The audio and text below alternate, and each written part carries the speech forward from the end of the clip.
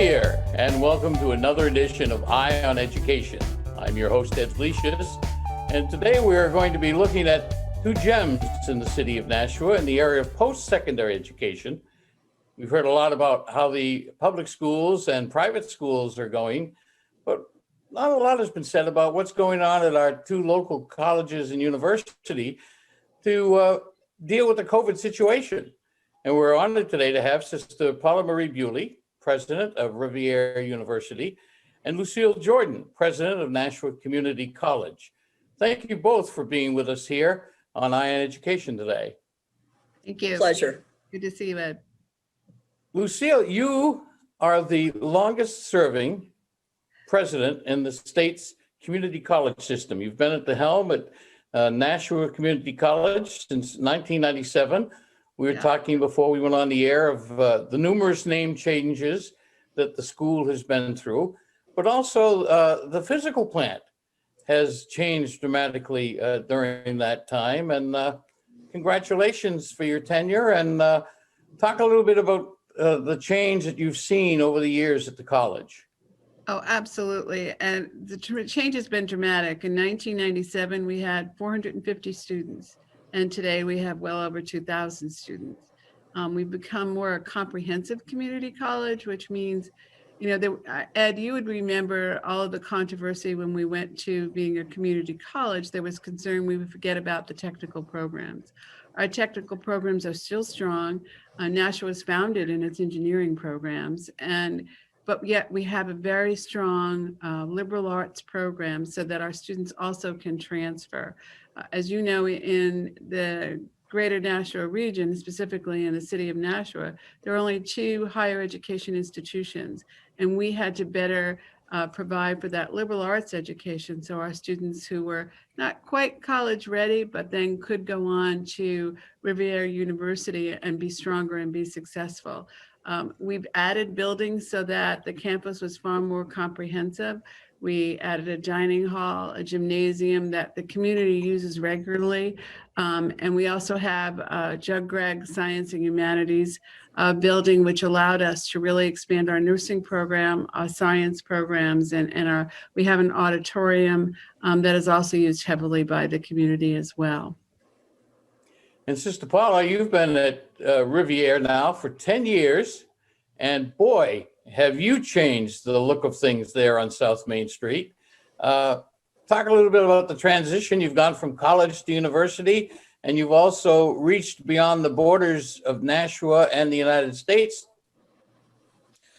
Ed, thank you. Well, Rivier has been very fortunate to build on a number of partnerships, one with Nashua Community College, but really a partnership with the city of Nashua. So we would like to say Nashua is our home and the world is our classroom.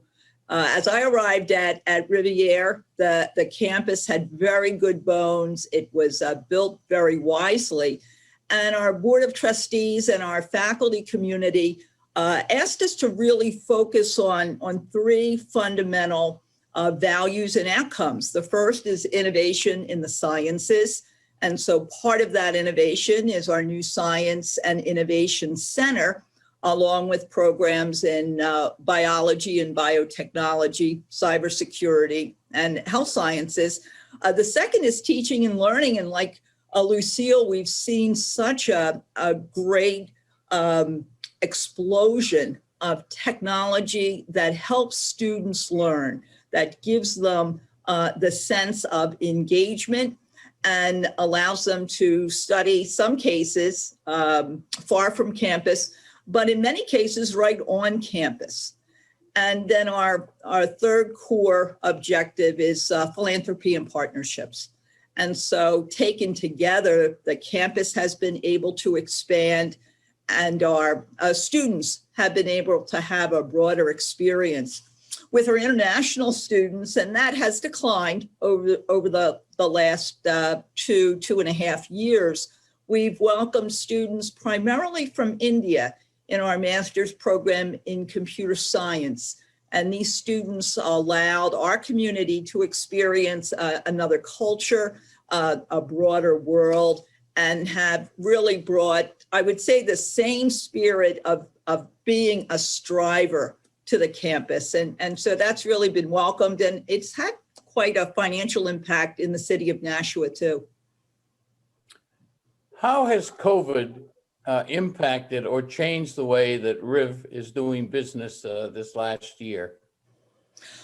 Well, early on, we really committed ourselves to 3 guiding principles, like many others.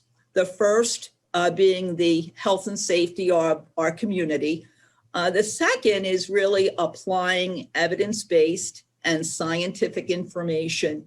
And then third was really a focus on the responsibility that we owe each other in masking and social distancing and increase hygiene. So this time, last March, we did go remote. It wasn't traumatic for us since we really have nearly 500 students online. We had the technology, we had the platform, and our faculty were very well skilled up. But the returning to campus process took several months to work out over the course of the summer. So our commitment was to have all our students tested before they arrived on campus, to do a mass testing within 1 week of arrival, over 500 students. And then we have periodic testing, 250 students each week throughout the course of the semester. So with testing, with contact tracing, with quarantine, we were very fortunate to move past the fall semester, and we're welcoming students back on Monday with the same protocols, highlighting, and Lucille, I suspect you had the same experience, highlighting how cooperative our students were. And part of our effort to continue the semester in person was due in good measure to students really cooperating and understanding the responsibilities of being on campus. Lucille, what steps did you take, and what process has gone on at the community college? Certainly. Our challenges were a bit different as we don't have any residence halls. So we approached this a little bit differently than the four-year institutions, especially those with residence halls.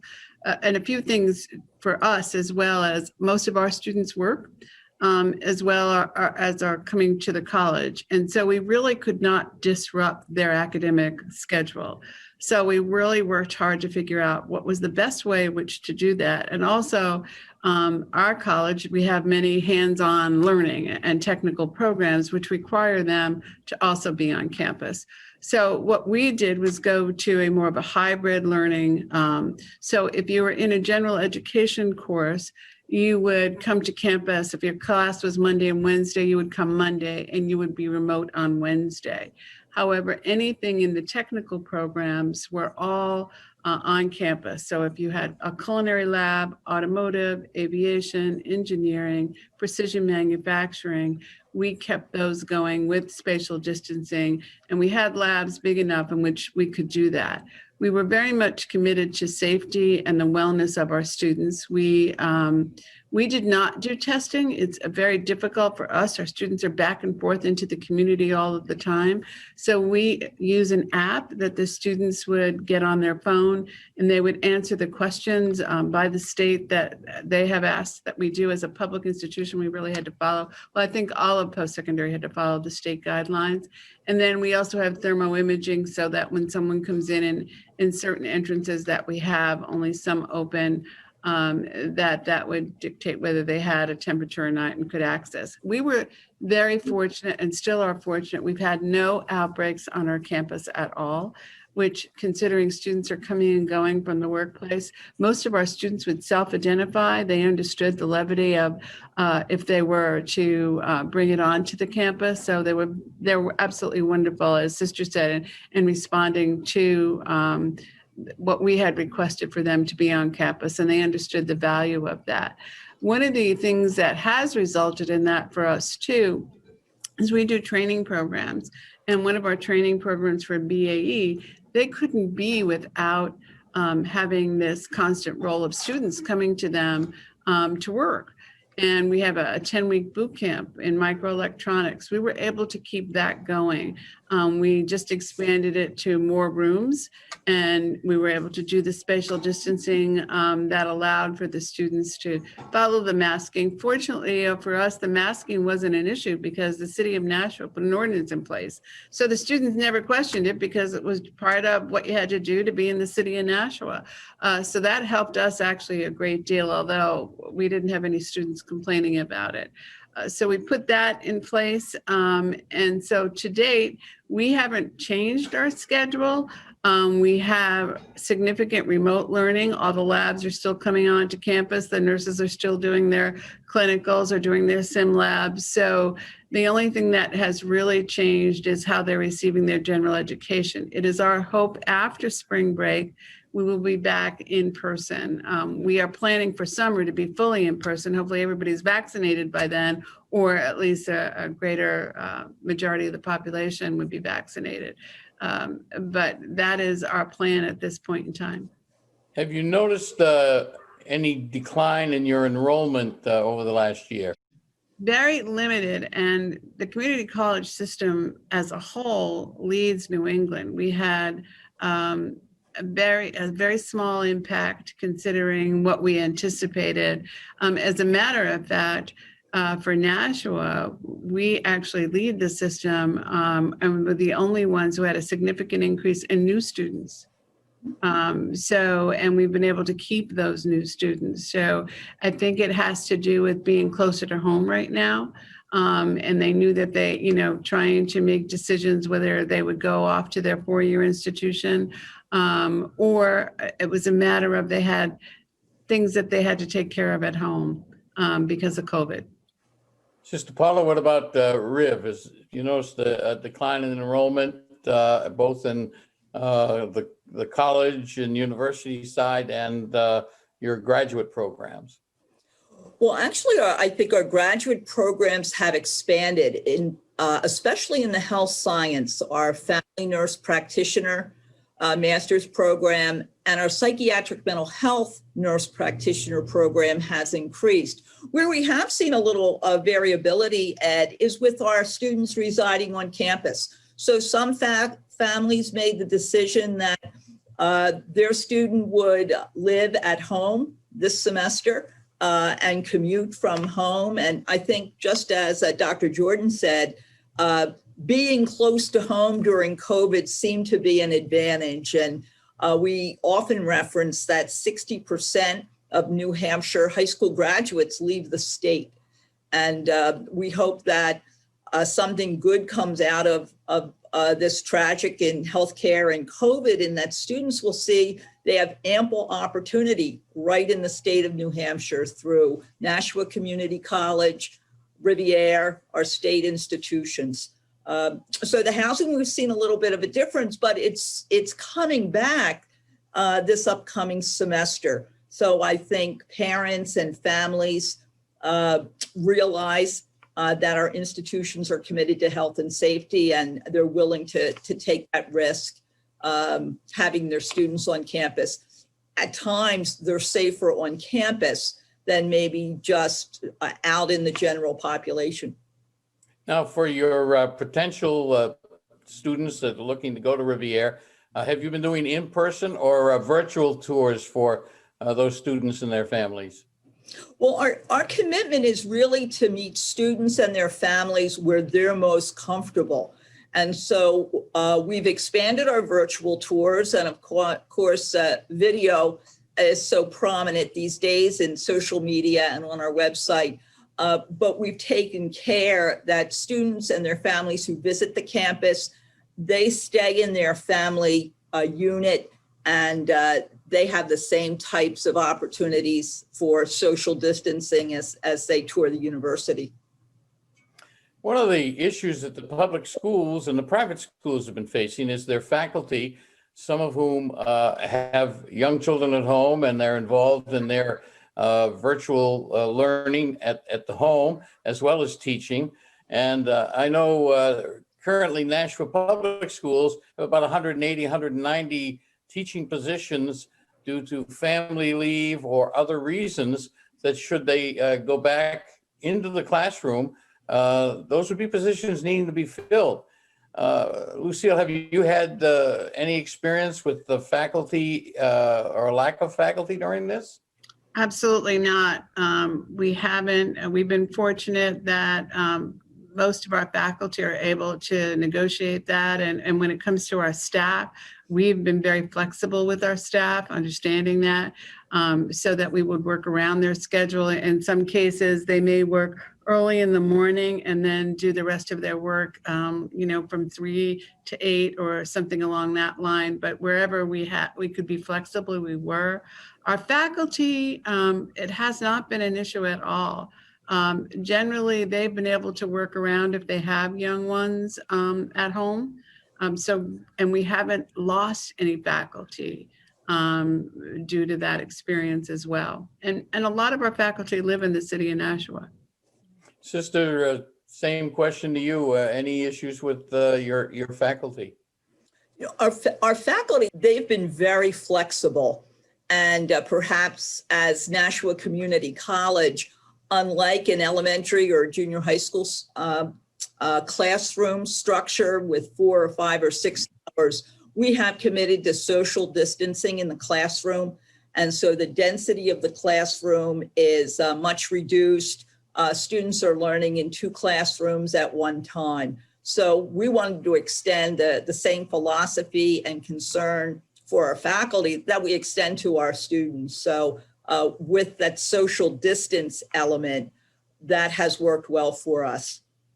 And Ed, it's a little different because our faculty aren't in that classroom for 4 hours, 5 hours, 6 hours straight. So our faculty may do a lecture for 2 hours and then they might not teach until Wednesday because they're either doing other work besides the actual teaching, where in the K through 12, you're in that classroom, those 7 hours. And so they can't even find a way to be flexible where if you have one at home, our faculty can be a little bit more flexible in that regard. Yeah, absolutely.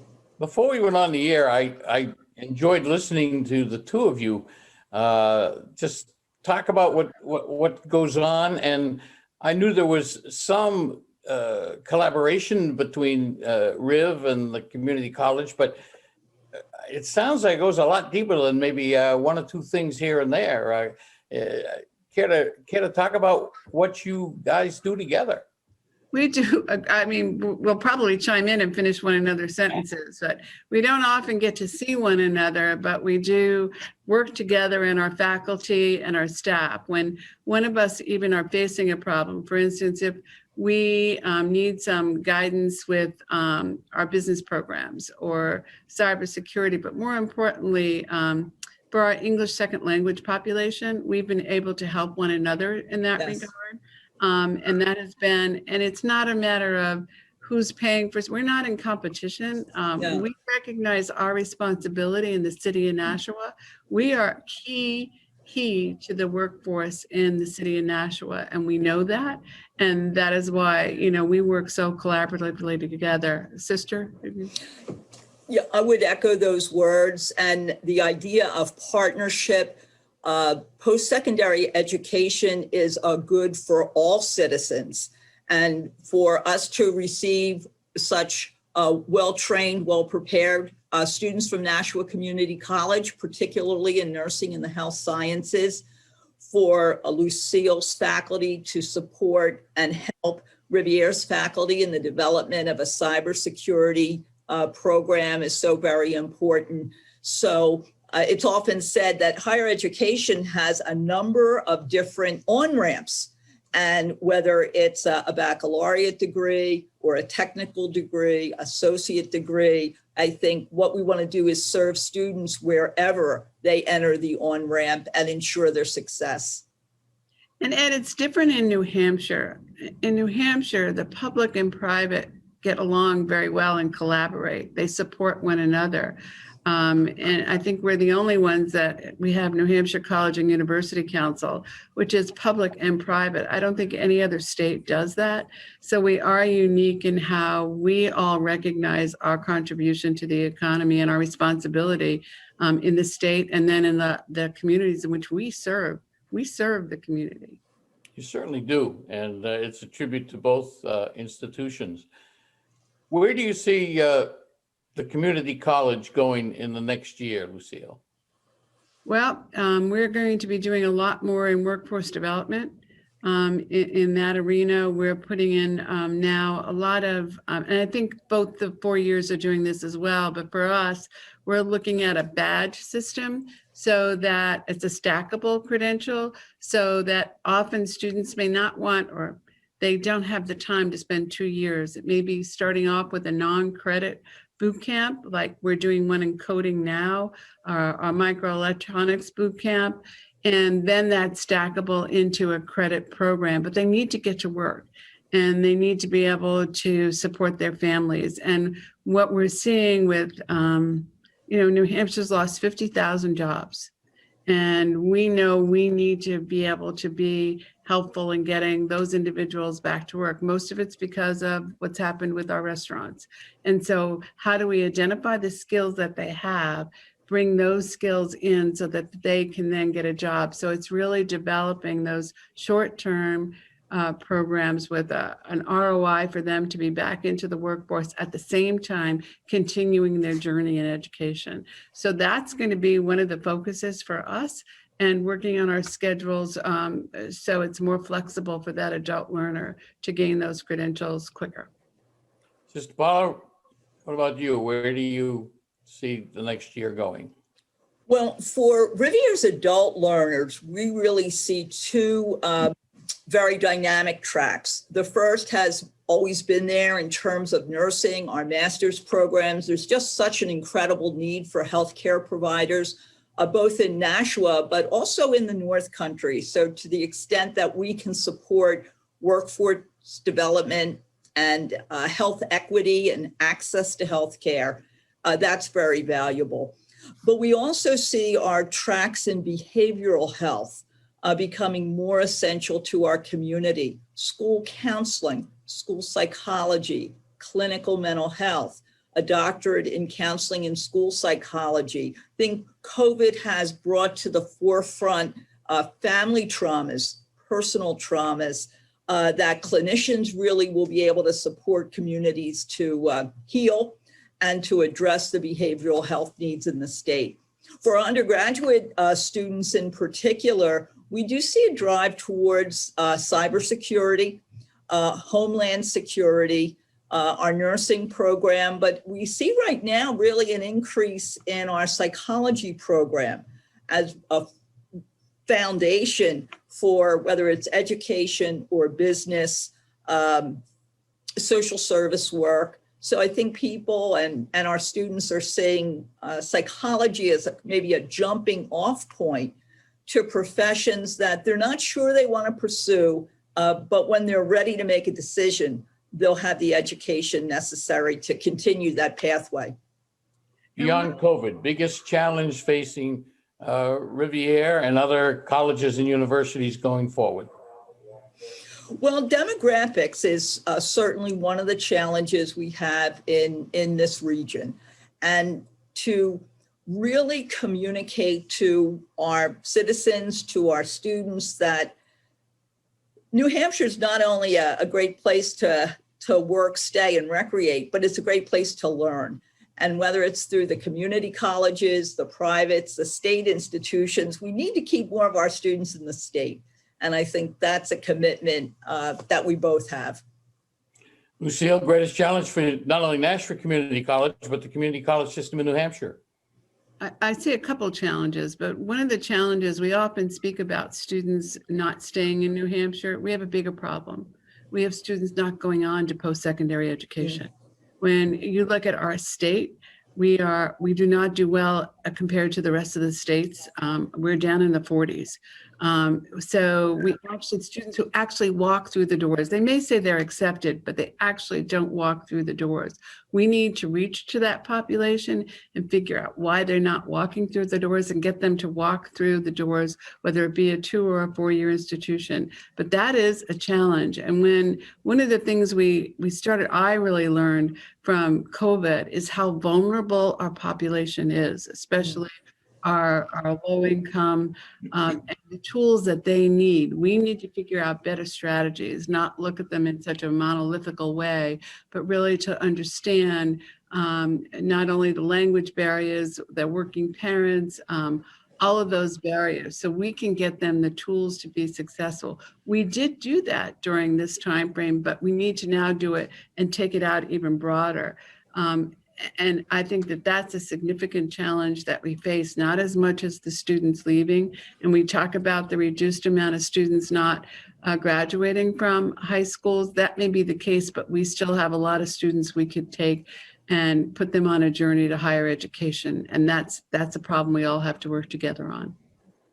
Well, it sounds that in spite of everything we've all been through this last year, and we'll probably, at least for the next foreseeable future, be going through, that both Nashua Community College and Rivier University, not only are they in good hands, but they're doing better than good. They're doing excellent. And I'd like to thank both of you for taking time out of a busy schedule to be with us on iOn Education today and share some insight into what is really going on, and the fact that you do have plans and you have a vision going forward. So thank you both.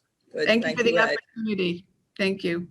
Our guests have been Sister Paula Buley, the president of Rivier University, and Lucille Jordan, president of Nashua Community College. I want to thank you for watching us on iOn Education today, and keep tuned to ETV for a future installment. Have a great day, everybody. Thank you. Thank you.